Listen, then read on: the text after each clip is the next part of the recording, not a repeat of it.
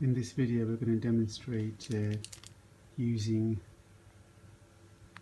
Gtechniq C4 on this quite badly faded Golf GTI 16 valve Mk2 rear bumper. Before applying the C4, what I've done is, after thoroughly washing, pressure washing and cleaning, I used IPA on just a little bit of microfibre tile and cleaned all the surface, and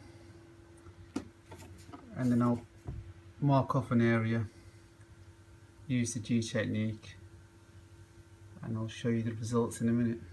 It's a bit difficult to see in the light, but this is the area, half the bumper, which I've just done, and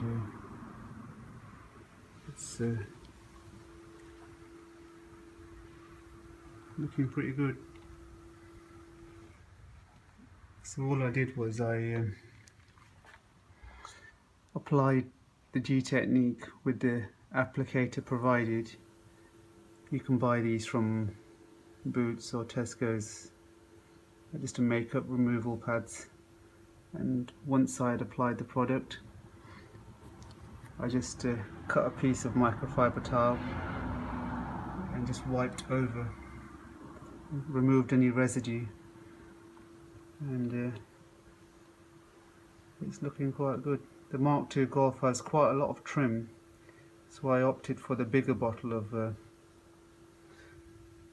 C4, which is £42.50, but could probably use it on other cars as well.